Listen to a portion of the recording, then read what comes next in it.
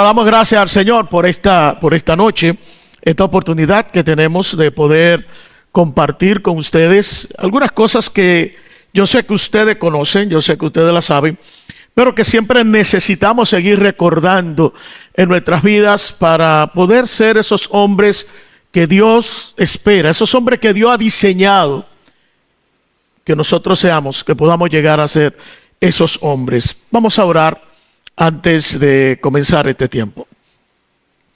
Bendito Dios y Padre que moras en las alturas de los cielos, en esta hora, Señor, queremos darte gracias. Queremos alabar y glorificar tu nombre. Y lo hacemos, oh Dios, porque solo tú eres merecedor de toda gloria y de toda honra. Padre, gracias por el privilegio que tenemos de estar aquí juntos en esta hora, conociendo que tú estás aquí, Señor, en este lugar. Pero también poder estar delante de tu palabra que nos va a exponer la realidad de nuestros corazones para que nosotros podamos tomar las decisiones que necesitamos tomar para seguir dándote gloria y honra a ti en cada momento de nuestras vidas. Por favor, Señor, ayúdanos, dirígenos, habla a nuestras vidas, santifica nuestros labios, guíanos, Señor, de tal manera que podamos honrarte y adorarte. Gracias, Padre, en el nombre de Jesús. Amén. Hay una realidad que usted y yo conocemos, y ustedes mismos la han podido notar, y pudieron hablar en esta noche de eso, y es que las damas realmente están más activas que los hombres, ¿verdad que sí? Pero una cosa, no solamente están más activas, es que las damas conocen más Biblia que muchos hombres. Es que están más envueltas en su relación con Dios que muchos de nosotros los hombres. Ahora bien, eso nos pone a nosotros en una condición de que nosotros necesitamos entender cuál es la razón de nuestra existencia aquí en la tierra. Yo sé que la gran mayoría de nosotros entendemos que Dios nos ha salvado, nos ha librado del infierno, nos ha librado de la condenación, nos ha librado de un sinnúmero de cosas y que muchos de nosotros ya estamos contentos por lo que nosotros tenemos en Dios. Mi intención en esta noche es ponerle en la mente y en el corazón que usted y yo necesitamos entender algunas cosas que son importantes para que nuestras vidas como hombre sean vidas que le estén dando gloria a Dios. Que usted y yo podamos entender en esta noche que la razón de nuestra existencia en esta tierra tiene que ver con agradar a Dios en cada momento de nuestras vidas. ¿Por qué le digo esto? Porque muchas veces pensamos, bueno, es que ya yo soy salvado, ya yo tengo la vida eterna, ya estoy bien. Y muchos de nosotros, teniendo esto seguro, ya quedamos o queremos vivir tranquilos, ya tenemos el perdón de los pecados, ya tenemos la entrada al cielo, entonces ¿para qué forzarnos más? Y eso es lo que pasa con la gran mayoría de los hombres. Pero si usted y yo necesitamos entender que la razón de nuestra existencia en esta tierra es agradar a aquel que nos llamó, a aquel que nos salvó, a aquel que nos santificó y a aquel que ya nos glorificó. Muchas veces nos olvidamos de eso, hermano. No solamente nos salvó, nos santificó y ya nos glorificó. Eso lo dice la palabra de Dios. Entonces eso debe llevarnos a nosotros a pensar que la razón de tu existencia, de mi existencia aquí en la tierra, es la gloria de Dios. Y vamos a ver ahorita, porque muchas veces usamos esto como un cliché de la gloria de Dios. Pero ¿cómo nosotros podemos vivir de tal manera que le demos gloria a Dios? Otra cosa que nosotros necesitamos entender como hombres es que lo que nosotros somos para Dios es algo de gran importancia. Es decir, la gran mayoría de nosotros no entendemos lo que nosotros somos para Dios. Hay un versículo en la palabra, en Efesios capítulo 2, versículo 10, que muchas veces nosotros lo pasamos por alto. Es un versículo que nosotros no lo meditamos, no lo pensamos, porque nos quedamos solamente enfocados con esos versos que van del 1 al 9, pero nos olvidamos del versículo 10. Efesios capítulo 2, versículo 10. Ya sabemos del 1 al 9 que el apóstol Pablo nos está diciendo la condición que teníamos y lo que somos por gracia en Cristo Jesús. Pero el versículo 10 nos va a decir una gran verdad que usted y yo como hombre necesitamos entender. ¿Qué va a decir? Porque somos hechura suya, creados en Cristo Jesús para hacer buenas obras, las cuales Dios preparó de antemano para que nosotros anduviéramos en ella. Yo no voy a hablar en esta noche de ese texto, pero sí quiero poner en tu mente algo. La idea que Pablo tiene con este versículo es decirnos que nosotros somos el poema de Dios. Es que nosotros somos una hechura suya. Fue el diseño de Dios, fue el poema de Dios. Eso es el hombre, ese es el ser humano. Aquel hombre que Dios ha salvado. Eso en el punto de nosotros como hombre, eso somos nosotros. El poema de Dios. Somos hechura de Dios. Dios nos ha hecho para Él especialmente. Y eso nosotros debemos tenerlo bien claro en nuestras vidas, porque esto va a marcar la forma como nosotros vamos a vivir para Dios. Saber que fuimos creados por Dios como el poema de Dios. Y le digo el poema de Dios porque esa palabra hechura suya, lo que significa es poema. Nosotros somos el poema de Dios. No somos cualquier cosa, hermanos. Hombre, no somos cualquier cosa. Somos algo especial para nuestro Dios y esto debe marcar nuestra existencia aquí en la tierra. También debemos entender que la obra, que lo que Cristo ha hecho en nuestras vidas, que esa obra que Cristo ha hecho, que eso que nos pone a nosotros en una condición especial. ¿Recuerdan a Pablo en 2 Corintios capítulo 5 versículo 17 que dice? De manera que si alguno está en Cristo, como ya estamos nosotros en Cristo, ¿qué somos? ¿Sabe que la Biblia dice que somos una nueva creación? Dios nos ha hecho nuevo. Estamos en una condición diferente. Estamos entonces llamados a vivir en base a esa nueva creación que nosotros somos en Cristo. Y muchas veces nosotros como hombres se nos ha olvidado esto. Y nos hemos solamente quedado enfocados en que usted y yo, con ser creyente basta, con venir a los servicios basta, con estar en un grupo de lo de la iglesia basta. No, hermanos míos, no, hombres. Dios quiere más que eso. Dios quiere que usted y yo podamos tener una vida íntima con Él, una relación especial con Él. Que usted y yo podamos modelar en esta tierra esa vida que Él nos ha dado en Cristo Jesús. Que podamos vivir para agradarle a Dios. Lo que yo quiero hablar en esta noche es precisamente de la vida que Dios espera que usted y yo estemos viviendo. Viviendo la vida que agrada a Dios como hombres. Como hombres creyentes, estamos llamados a vivir esa vida de tal manera que el nombre de Dios sea glorificado. Pero yo quiero aclarar alguna cosa.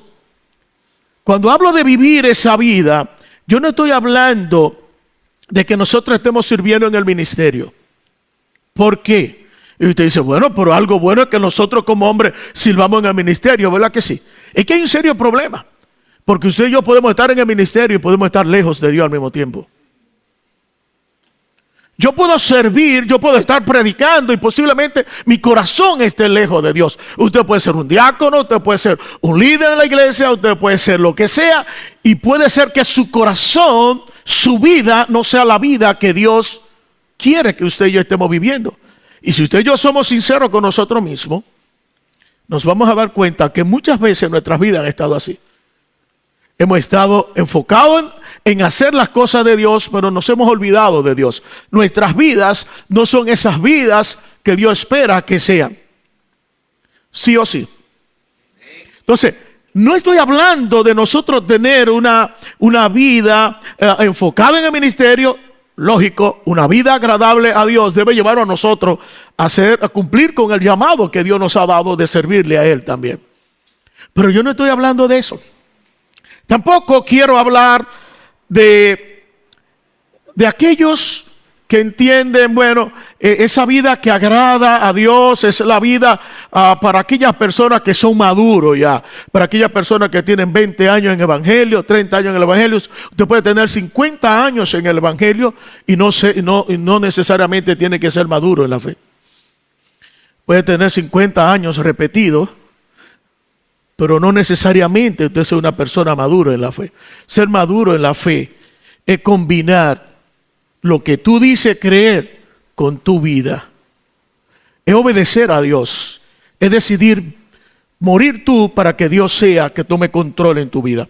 Entonces yo no quiero decir, no estoy hablando de esa vida que algunos piensan que solamente es para pastores, diáconos, ancianos, aquellas personas. No, hermano.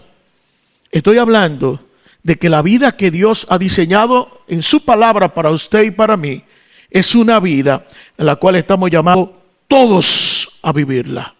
Todos.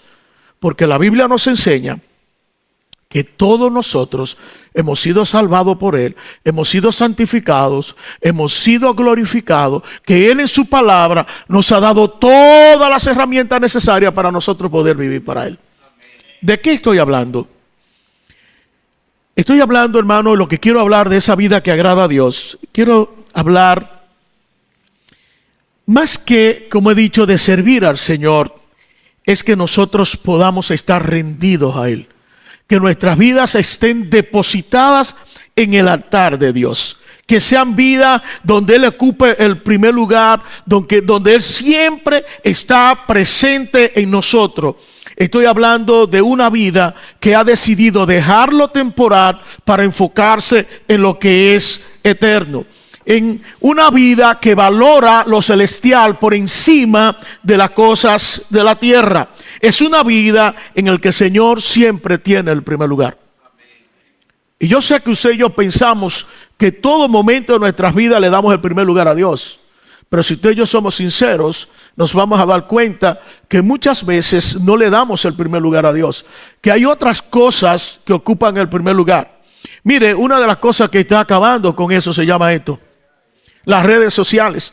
Muchos de nosotros estamos invirtiendo más tiempo en las redes sociales que en la palabra de Dios. Muchos de nosotros estamos invirtiendo más horas en TikTok que en venir y estudiar la palabra de Dios. Entonces, ¿quién está ocupando mayor cantidad de tiempo en tu vida? Ese es tu Dios. Entonces, lo que yo estoy hablando de esa vida que está enfocada en Dios, una vida que ha decidido valorar lo que es eterno por encima de lo temporal. Una vida que valora lo que es celestial por encima de las cosas de la tierra.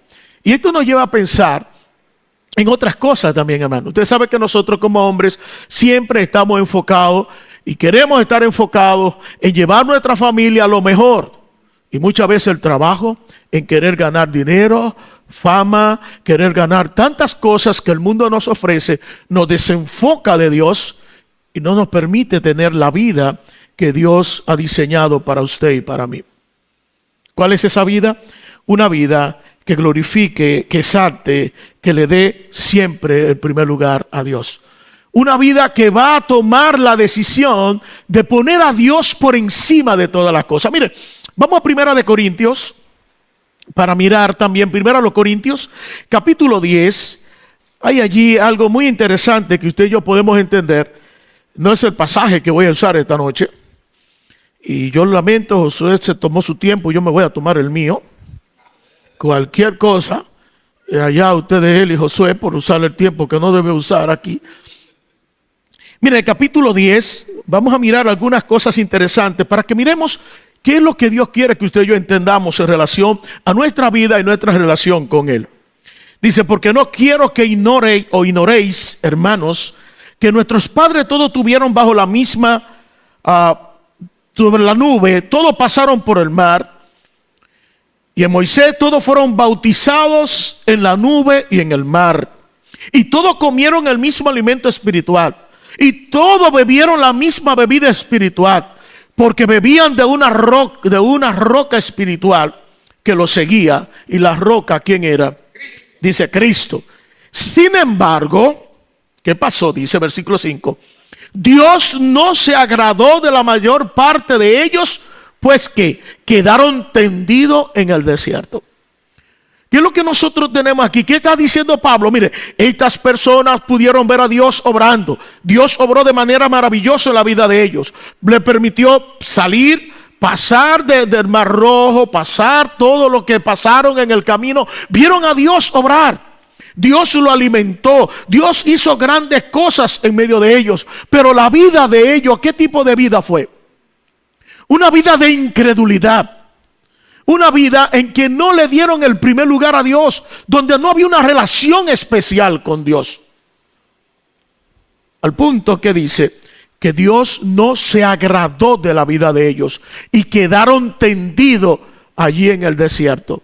Nosotros podemos usar esa palabra que quedaron tendidos, postrados en el desierto, y podemos traer esa figura y pensar cuando el creyente, cuando el hombre no vive la vida que Dios ha establecido, que viva una relación especial con Él, valorando lo celestial por encima de lo terrenal, valorando lo eterno por encima de las cosas temporales, simplemente va a morir espiritualmente. Y si nosotros tenemos ese estilo de vida que no glorifica a Dios, una vida de incredulidad, una vida que no le da gloria al Señor, lo que va a pasar es que vamos a morir espiritualmente. Y posiblemente el gran problema que tenemos en las iglesias evangélicas hoy es que la gran mayoría de los hombres están muertos espiritualmente. No significa que no son creyentes. Estoy diciendo que su vida espiritual está en el piso, porque no hay una relación vital y real con Dios. Mira que dice el versículo 6. El versículo 6 nos da una advertencia a nosotros. Que dice: estas cosas sucedieron como ejemplo para nosotros, a fin de que no codiciemos lo malo como ellos lo codiciaron. Lo que está diciendo, esto es un espejo donde usted y yo necesitamos mirarnos. ¿Por qué?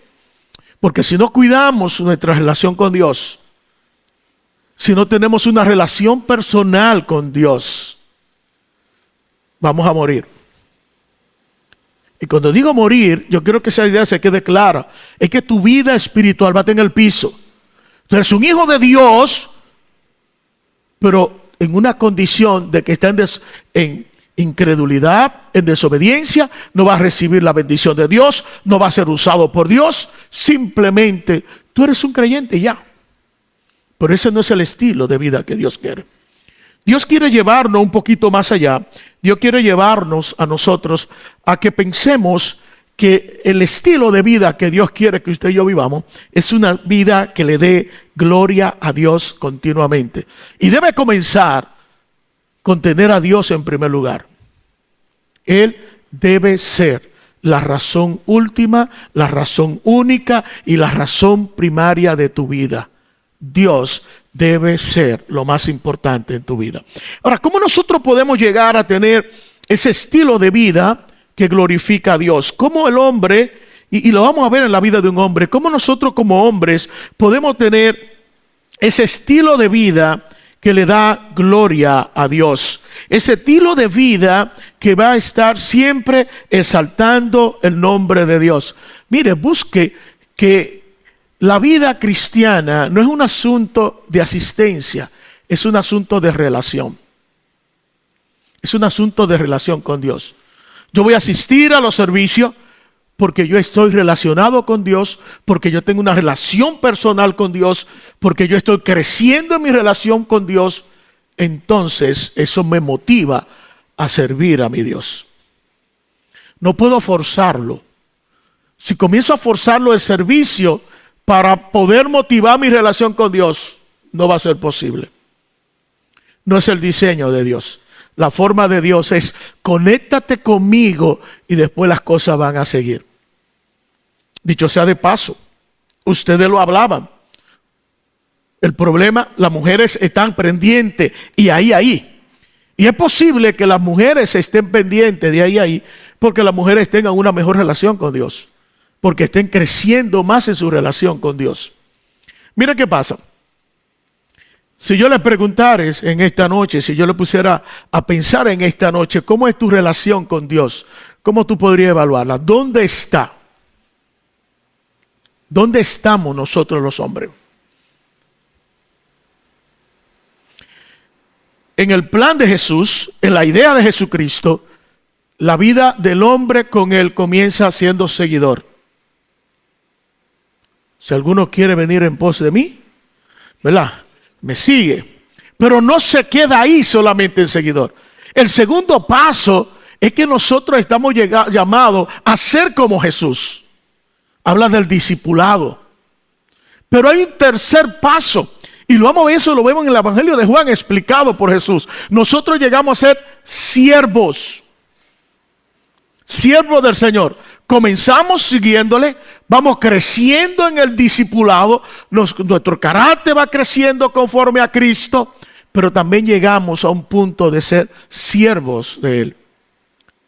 Pero el grado más alto, Jesús lo dice también en Juan, llegar a ser amigos de Él.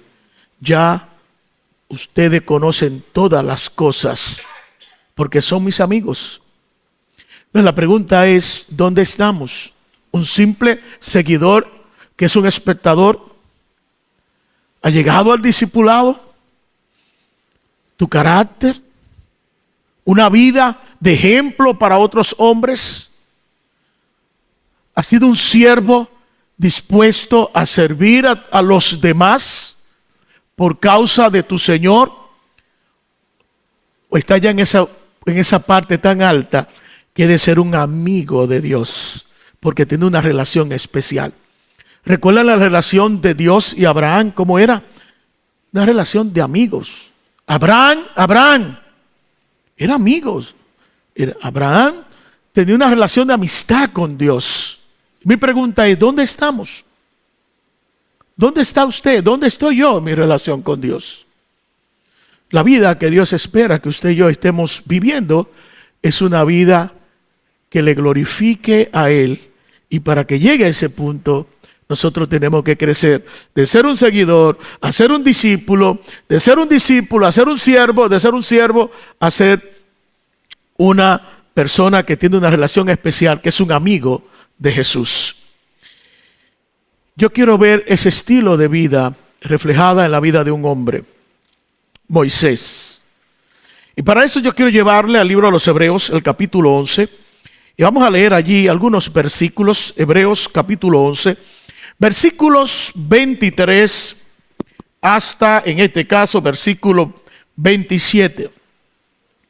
Para que nosotros veamos, Hebreos capítulo 11, versículos 23 hasta el versículo 27. Dice así, versículo 23. Por la fe Moisés, cuando nació, fue escondido por sus padres durante 3 meses, porque vieron que era un niño hermoso y no temieron al edicto del rey.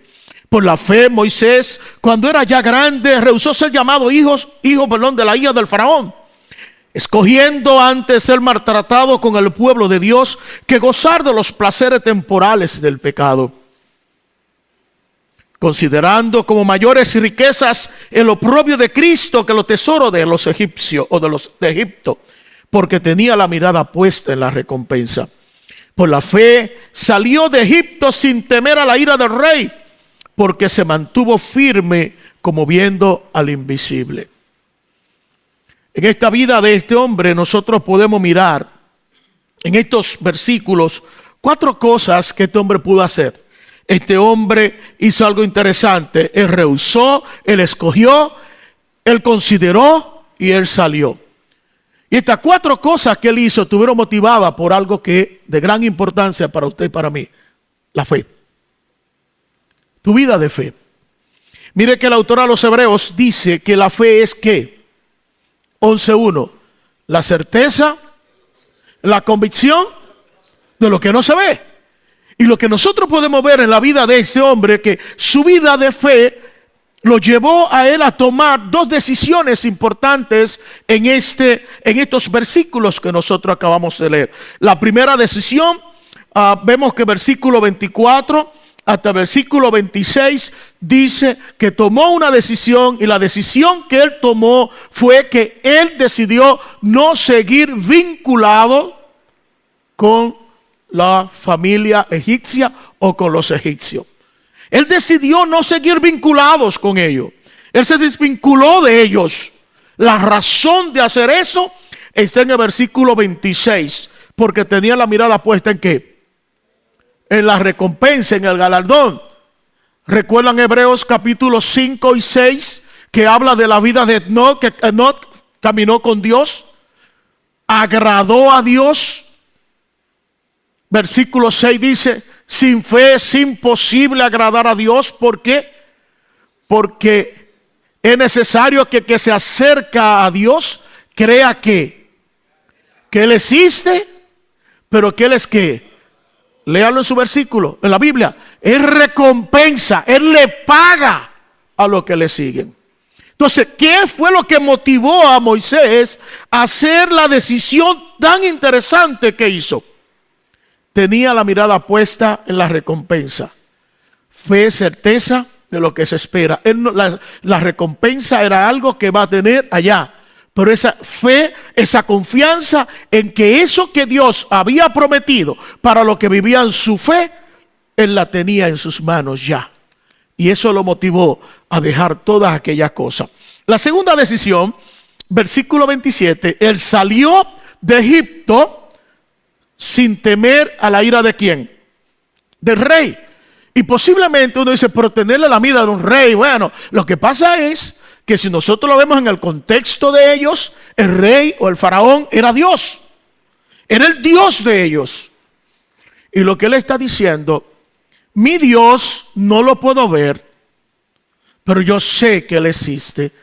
Él es real y Él se mantuvo. La figura es que en su mente Él sabía que Dios era real, y como en su mente sabía que Dios era real, que Él recompensa a los que le siguen, pero que Dios es real, que Él existe, Él decidió salir con sus ojos puestos en Dios, porque Él sabía que Dios peleaba por Él, y Él sabía que Dios iba a guardar su vida. Y Él salió porque se mantuvo firme viendo al invisible. Certeza ¿de qué? Es la convicción de lo que no se ve. Pero lo primero, certeza de lo que se espera, el galardón. Convicción, salió viendo al invisible. ¿Cómo usted ve al invisible? ¿Me da cuenta? Es invisible. Ahora, ¿qué hizo? ¿Cuáles son las cosas que nosotros podemos ver que usted y yo necesitamos hacer en nuestras vidas hoy si nosotros queremos tener una vida agradable a Dios? ¿Cómo usted y yo podemos tener una vida agradable a Dios? ¿Cómo usted y yo podemos vivir una vida que le dé gloria a Dios en cada momento de nuestras vidas? Recuerde que lo que quiero llevarlo a usted a pensar es que usted y yo estamos aquí en esta tierra, que usted y yo estamos aquí en esta iglesia, que usted y yo estamos en la congregación donde Dios nos ha puesto, que usted y yo somos parte de una familia con un fin: darle la gloria a Dios siempre, como hombres, como varones. Ahora, ¿cómo nos enseña Moisés que nosotros podemos tener esa vida? Lo primero que usted y yo necesitamos hacer para poder tener esa vida que le dé gloria a Dios es que tenemos que definir de manera urgente nuestra verdadera identidad. ¿Quién tú eres como hombre? ¿Quiénes somos? ¿Quién eres? Moisés se encontró con esta realidad. ¿Quién soy? ¿Soy un esclavo hebreo o soy simplemente hijo de la hija del faraón? Él tuvo que enfrentarse con una realidad en su vida. Él tuvo que buscar quién realmente era él. ¿Quién soy? Usted y yo tenemos que preguntarnos quiénes somos nosotros. ¿Simples evangélicos que un día fuimos salvados y punto? No, hermanos. Usted y yo no somos unos simples evangélicos. Usted y yo somos el santo pueblo de Dios que existe para traer la mayor cantidad de gloria al nombre de Dios. Eso somos nosotros. Y tenemos que comenzar a definirlo. Mire, si usted de lo que piensa que usted es un pecador arrepentido, sáquese eso de su mente. No existe un solo versículo en la Biblia que diga que el creyente es un pecador arrepentido. La Biblia nos enseña en cada parte de las Escrituras que usted y yo somos el santo pueblo de Dios, llamado a ser santo para la gloria de Dios. Somos santos, hermano. El santo pueblo de Dios, búscalo. No hay un solo versículo, oiga, ahí van los pecadores arrepentidos. Eso se lo inventaron los hombres. Lo que Dios dice que usted y yo somos santos, porque Él nos hizo santos, nos salvó, nos santificó y nos glorificó. Entonces tenemos que definir quiénes somos. Cuando definimos quiénes somos, vamos a vivir en base a lo que nosotros somos. Usted es un santo hijo de Dios. ¿Cómo tiene que vivir? Como santo que somos. Mis amados hermanos, la gracia de Dios ha obrado en ti y ha obrado en mí. De tal manera que ha cambiado no solo el destino eterno suyo, sino también nuestra identidad. Por su gracia, no solamente nosotros fuimos sacados del infierno y llevados a la gloria, no, hermanos. Por su gracia también nosotros, usted y yo, necesitamos entender que esa gracia de Dios operó de manera especial en nuestros corazones y provocó un cambio radical en nuestro interior, un cambio tan profundo que dice el apóstol Pablo en Efesios capítulo 2, versículo 3, que pasamos de ser participantes de la naturaleza pecaminosa, hijo del diablo, a ser parte o participante de la naturaleza divina. Ahora nosotros somos el pueblo de Dios. Hijos de Dios, los santos de Dios, los varones de Dios, aquellos que Dios ha salvado para su gloria, aquellos que Dios ha salvado para que vivamos como lo que somos, santos hijos de Dios. Y hermano, usted sabe la lucha que tenemos. Es terrible lo que nosotros pasamos como hombres, pero nosotros estamos llamados a vivir de esa manera. Somos miembros de la familia de Dios, somos real sacerdocio, somos el pueblo de Dios, que tenemos que vivir dándole gloria a Dios en todo momento. Eso es lo que somos. ¿Quién eres? No simplemente eres un pecador arrepentido. Eres un santo hijo de Dios para la gloria de Dios. Cuando Moisés pudo entender que él no era un egipcio, que él era uno de los del pueblo de Dios, uno de los hijos de Dios, él rehusó, él se negó, él dijo: yo no quiero ser llamado más hijo de la hija del faraón. Y escogió algo. Escogió antes ser maltratado con el pueblo de Dios que gozar de los placeres temporales del pecado. Cuando usted y yo podemos definir quiénes somos, vamos a vivir como lo que somos. Mientras él no había definido quién era, cómo vivía, como un egipcio. ¿Y cómo vivía como un egipcio? Disfrutando sus placeres, disfrutando su vida, con todas las cosas que tenía. ¿Qué somos? ¿Quiénes somos, hermano? Hermano, tenemos que cuidar, necesitamos cuidarnos de no vivir cualquier vida, sino la vida que agrada a Dios. Una vida que le da gloria al nombre de Dios. Tenemos que definir quiénes somos. ¿Queremos traer gloria a Dios? Tenemos que definir quiénes somos. Pero tampoco podemos definir, no, que yo soy bíblico, no, que yo soy el templo bíblico. Olvídese de eso. Usted es un hijo de Dios por encima de todas las cosas. Para gloria de Dios, para alabanza de Dios, para honra de Dios. Lo segundo que usted y yo necesitamos hacer es cumplir con nuestra responsabilidad delante del Señor. En otras palabras, vivir para Él.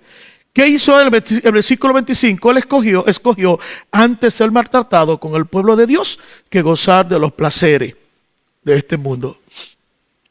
¿Usted sabe lo que estaba renunciando este hombre?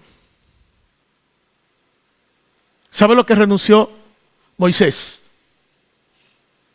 Él renunció a tener todo el poder que un hombre puede tener.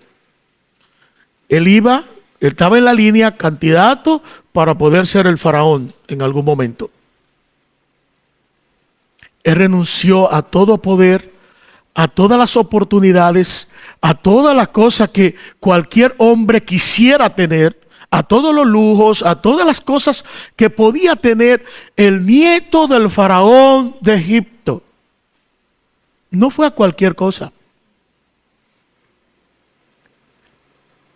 Él renunció a cosas que posiblemente usted y yo no renunciáramos. ¿Verdad que sí? Lo pensaríamos como 3 veces. Pero recuerde que su corazón estaba en la recompensa que estaba allá. Él está renunciando a lo terrenal para mantenerse en lo celestial. Él está renunciando a las cosas temporales para permanecer en las cosas eternas.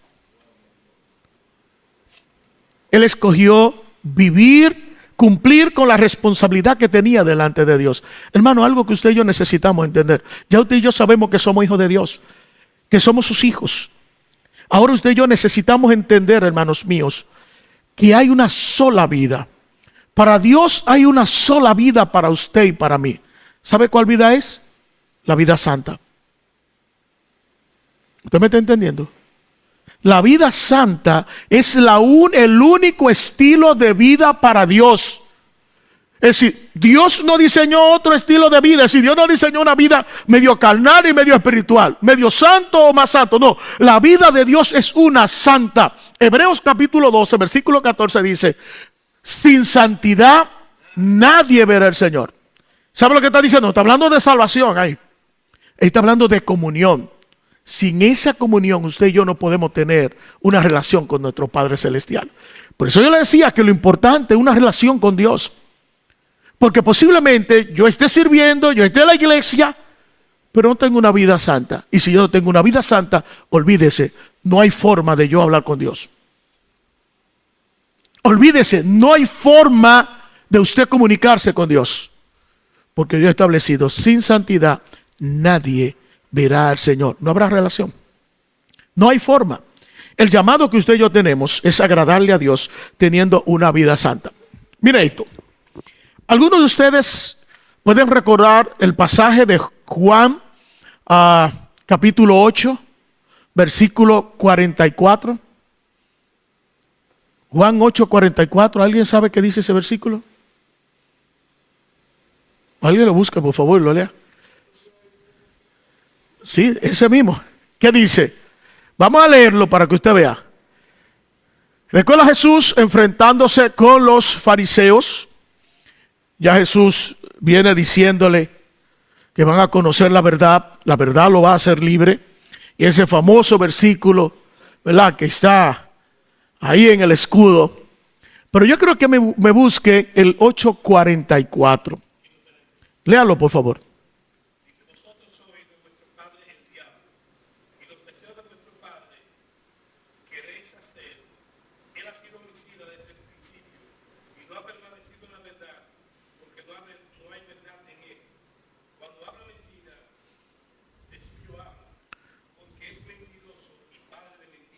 Usted puede pensar en un momento en ese versículo.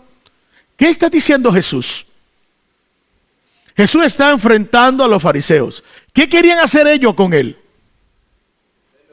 Matarlo. Querían matarlo.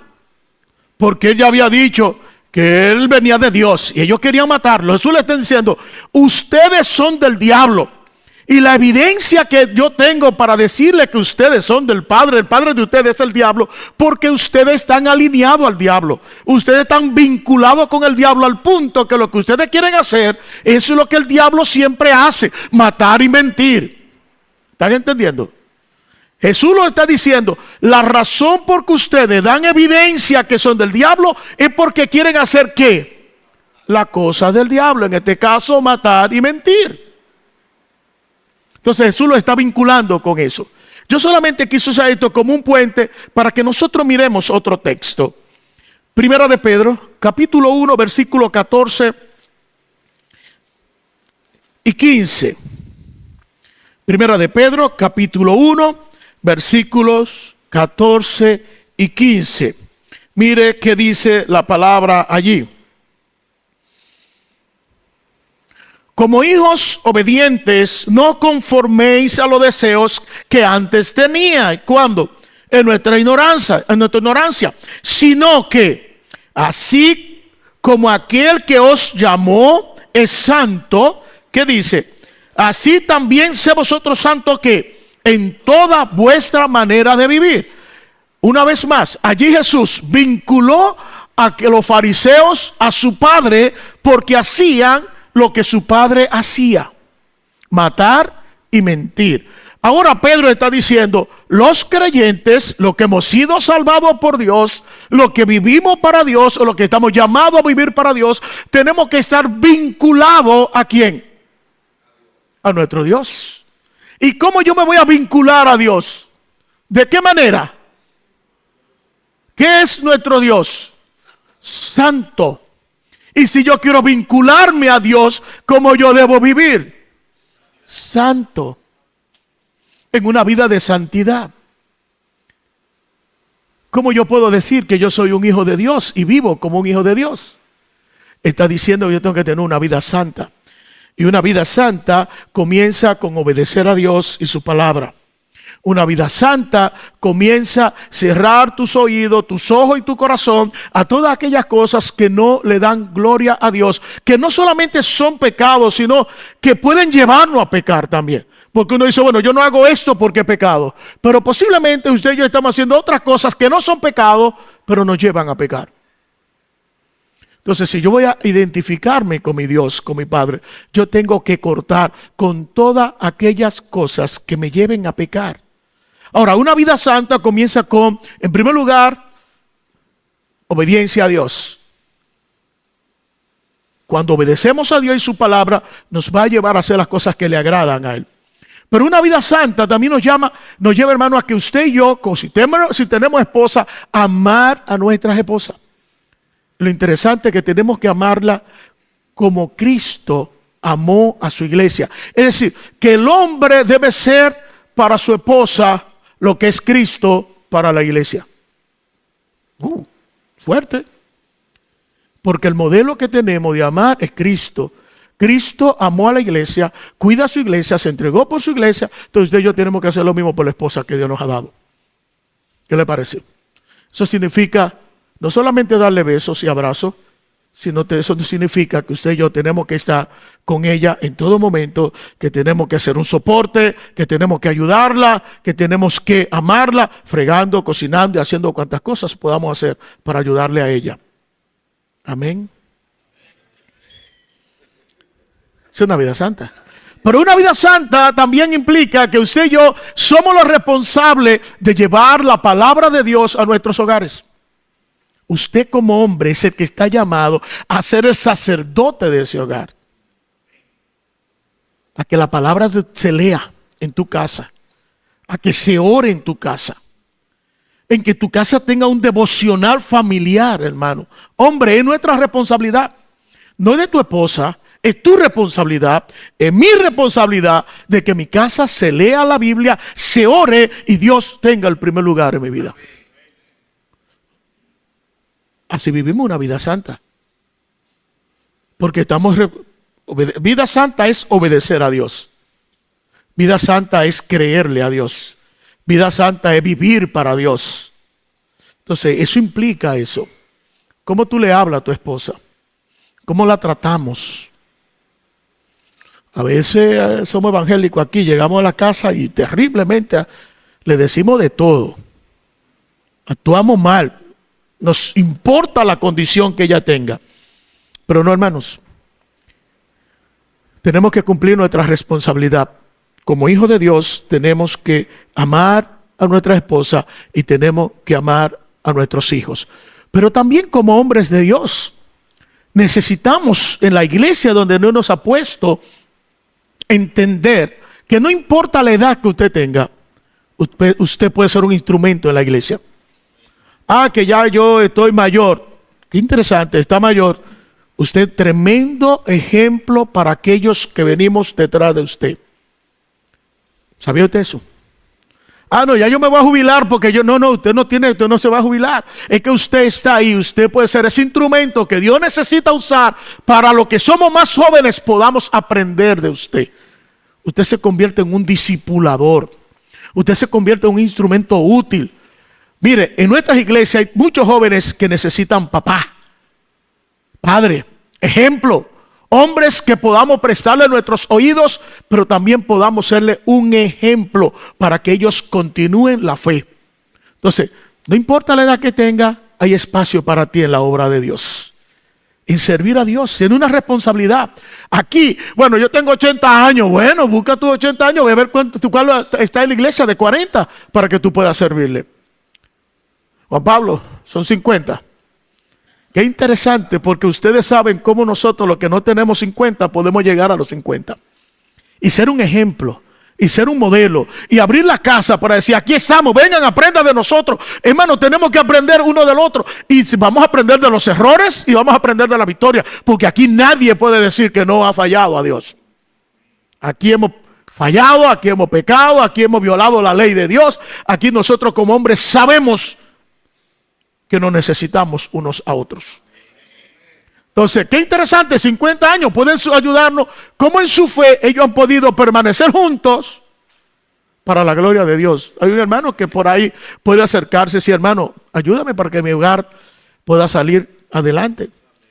Entonces, los que somos mayorcitos, tenemos que ser ejemplo a los más jóvenes, para enseñarle a vivir la vida cristiana, para ser sus discipuladores, para ser sus mentores, para, como un versículo que el hermano leyó aquí cuando estuve orando, que dijo, para ser, como dijo Pablo, ser imitadores de mí, como yo soy de Cristo.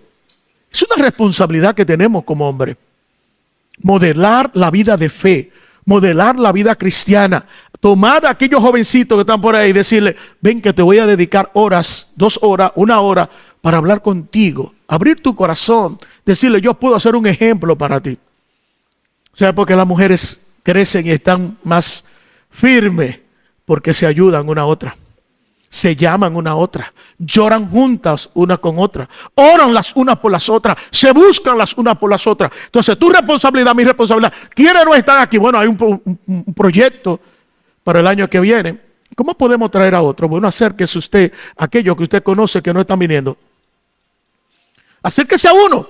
Ponga en su mente, como meta suya, orarle al Señor para que Dios ponga en el corazón uno de esos hombres y usted acercarse a ellos, orar por ellos y motivarle. Decirle, el primer martes de reunión yo voy por ti y te busco y venimos juntos. Y ahí comenzamos. Esa es una responsabilidad que tenemos. ¿Queremos avanzar como hombres? Queremos llenar este templo de hombres. Queremos alcanzar los hombres que están perdidos allá afuera, que lo único que están pensando en su carro, en su vida de deleite, en su futuro de dinero, en hacer dinero, en vivir bien. Usted y yo somos el instrumento de Dios para decirle a ellos que esa no es la vida, que la vida es la vida que comienza con Dios. Entonces, hermanos, tenemos que cumplir esa responsabilidad. Sabemos quiénes somos, ahora tenemos que cumplir con ese estilo de vida que Dios espera. Tu responsabilidad, mi responsabilidad como hijo de Dios es santidad. Una vida de santidad, una vida de amor, una vida de humildad, una vida de sufrimiento para poder glorificar a Dios en tu vida. Pero también es una vida donde nosotros vamos a decidir amarnos unos a otros. Una de las cosas que necesitamos desesperadamente, hermano, es amarnos. Ahí nos llevan ventaja las mujeres, ellas se aman. Si hay algo difícil para nosotros los hombres es expresarnos amor los unos por los otros. ¿Usted sabía eso? Es difícil, pero no imposible. Porque Dios ha derramado su amor en nuestros corazones para que podamos amarnos los unos a los otros. Es más, una vida santa, una vida que está creciendo, es una vida que vemos que Pablo nos enseña así. Comienza con amarse unos a otros. Porque cuando usted ama al otro, usted no está pensando en usted está pensando en los demás. Una tercera cosa que nosotros podemos utilizar, o más bien hacer, para tener esa vida que glorifique a Dios, que le dé gloria a Dios siempre, es que necesitamos definir nuestras prioridades. ¿Qué es lo más importante para ti? Para usted y para mí como creyente, Dios siempre Dios debe ser lo más importante para tu vida. Ni siquiera la obra de Dios, es Dios. ¿Me entendió? No es la obra de Dios, es Dios, Él, su persona. Yo no sé si usted ha podido entender una verdad, y es esta. Una verdad que cuando yo la pude entender, me dio a mí una paz y me llenó de gozo saber que mi Dios no solamente me amó para salvarme, que mi Dios no solamente mostró su amor para hacerle un cuerpo a su hijo y enviarle a la cruz del Calvario a morir por mí. No solamente mostró su amor para darme una herencia eterna, como dice su palabra. Es que Dios nos amó tanto, mis amados hermanos, que Él no quiso dejarse a sí mismo sin revelación. Es decir, hoy usted y yo podemos conocer a Dios porque Él decidió, por amor a sí mismo, darse a conocer por medio de su palabra.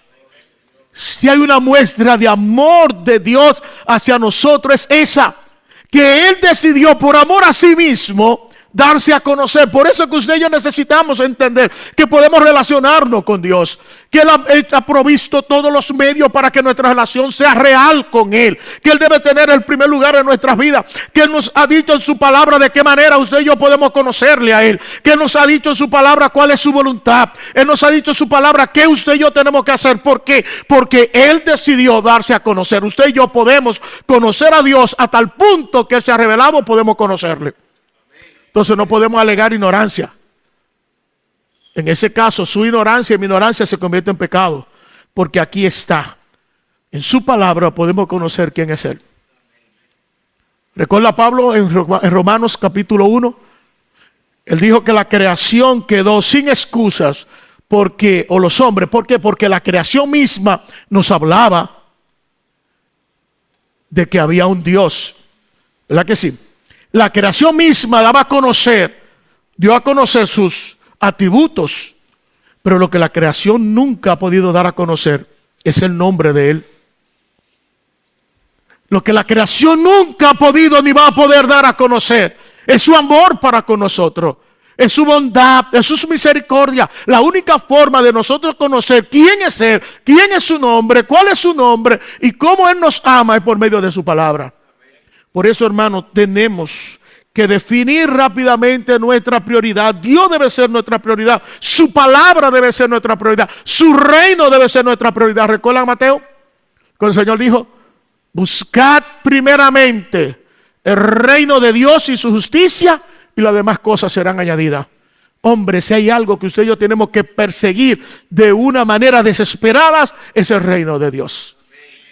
Así como muchos hombres están persiguiendo la riqueza, la fama, las cosas de este mundo, que hasta se van detrás de esas cosas buscando la muerte. Usted y yo estamos llamados a perseguir desesperadamente el reino de Dios y su justicia, porque las demás cosas van a ser añadidas. ¿Qué definió este hombre? ¿Qué definió Moisés en su vida? Él definió algunas cosas interesantes. Mire que él pudo pensar en tres cosas. Que el propósito de Dios es más valioso que la popularidad.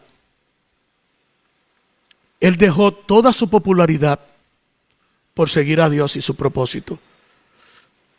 Todo lo que él tenía como hijo de la hija del faraón, su popularidad, él la dejó atrás por seguir a Dios y su propósito. Que el pueblo de Dios era más valioso que los placeres. Él tenía todos los placeres del mundo. Y él decidió ser maltratado juntamente con el pueblo de Dios. Él definió que la paz de Dios es más valiosa que las posesiones. Popularidad, placeres, posesiones. Él todo esto lo cambió por propósito, por pueblo y por paz de Dios. Qué interesante. Usted y yo. ¿Qué es lo más importante en tu vida y en mi vida? ¿El propósito de Dios? ¿El pueblo de Dios? ¿La paz de Dios? ¿O estamos nosotros todavía luchando por popularidad, por placeres, por posesiones? Todas esas cosas van a morir aquí. Lo único que va a seguir con nosotros es lo que tiene que ver con Dios y su reino. Porque va a seguir a la eternidad. Hermano, Dios y su reino tiene que ser lo más importante para nosotros, sus hijos. Moisés dejó la riqueza, la fama, reino, poder, por vivir como un hijo de Dios. Porque Moisés sabía que el premio eterno que le esperaba en las manos del único Dios verdadero sería mucho más significante que cualquier cosa que pudiera experimentar en esta tierra, sin importar lo divertido que pudiera ser en el momento. ¿Te entendió? Para Moisés lo más importante fue el premio que estaba en las manos del único y verdadero Dios. Dice que esto era mucho más significante que cualquier otra cosa que él pudiera experimentar en esta tierra, sin importar lo divertido que fuera en el momento, los placeres y todas aquellas cosas. Él pensó, lo que yo tengo en la eternidad con Dios es mayor, es mejor. Y hombre, si nosotros queremos vivir para la gloria de Dios, si queremos vivir trayéndole gloria a Dios, nosotros necesitamos también definir que Dios debe ser la prioridad de mi vida. Dios y su reino debe ser lo más importante. Dios y su pueblo debe ser más importante que cualquier trabajo, que cualquier cosa, que todo lo que usted y yo podamos conseguir por ahí como hombre. Lo más importante debe ser Dios y su reino. Las demás cosas serán añadidas. Las recompensas que yo pueda tener aquí en esta tierra se van a quedar. Pero las recompensas que nosotros vamos a tener allá en la eternidad estarán con nosotros. ¿Recuerda Pablo? Pablo dijo, he acabado la carrera, he guardado la fe. Por lo demás, me espera la muerte y la recompensa que Dios tiene para mí. No solamente para mí, sino todos aquellos que creen y esperan en el Señor. Tenemos que definir qué es más importante en tu vida. Tú o Dios. Tu negocio o Dios. Inclusive tu familia o Dios. Porque muchos de nosotros que por nuestra familia no servimos a Dios, ni estamos en una relación con Dios. A veces la bendición de ser una familia se convierte en un obstáculo para nuestra vida. Y eso es no porque es un obstáculo, es porque yo he decidido que sea un obstáculo. Aún tu ministerio se puede convertir en un obstáculo para que Dios no sea lo más importante en tu vida. Dios debe tener el primer lugar en tu vida, hermano. Una última cosa. Nosotros necesitamos elegir urgentemente quién va a ser la autoridad de nuestras vidas. ¿Quién es la autoridad de tu vida? ¿Eres tú o eres Dios? ¿O es Dios? ¿Quién es el que manda en ti? ¿Sabe que muchas veces nosotros como hombres nos paralizamos por el miedo que le tenemos a otros hombres? Al único que debemos tenerle miedo es a Dios. Y un miedo santo, un miedo reverente, un miedo de decir, tú eres el soberano y en cualquier momento puede acabar con mi vida. Moisés, en un momento difícil en su vida, él tuvo que decidir, o me quedo o me voy. Si se quedaba, la autoridad de él era el hombre. Si se iba, la autoridad era Dios. ¿Quién es tu autoridad? ¿A quién le sirve? ¿Quién es el soberano de tu vida? ¿Eres tú o eres Dios? ¿Es tu trabajo o es Dios? ¿Son tus cosas o es Dios? Usted debe ejercer fe en su vida para elegir siempre la presencia de Dios sobre los reyes de esta tierra. ¿Quieres tener una vida que agrade a Dios? Tienes que definir tu identidad. ¿Quién eres? ¿Quieres tener una vida que agrade a Dios y le dé gloria a Dios en todo momento? Necesitas ser responsable y vivir la vida que Dios ha establecido en su palabra, que usted y yo estemos viviendo. Una vida santa para gloria de Él. ¿Quiere tener una vida que le dé gloria a Dios? Tiene que definir urgentemente tus prioridades. Definir cuáles son tus prioridades. ¿Quiere tener una vida que le dé gloria a Dios? Necesita elegir de una manera urgente a quién tú le vas a servir. ¿Quién es la autoridad de tu vida? Y esto es interesante. ¿Han leído Josué capítulo 24, versículos 14 y 15?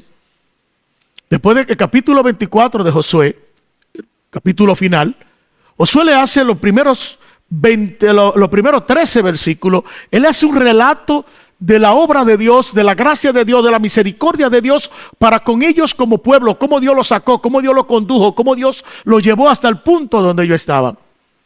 Y cuando estaba ahí le dice, ahora tienen que hacer algo. Tienen que servir a Dios, pero tienen que servirle con integridad y fidelidad. Dice, pero el pueblo de Dios sí, pero usted y yo muchas veces no somos íntegros ni somos fieles a Dios. ¿Por qué? Porque la integridad es tener un corazón entero. Cuando no hay integridad tenemos un corazón dividido. Y Él le dice, elijan ustedes a quién van a servir.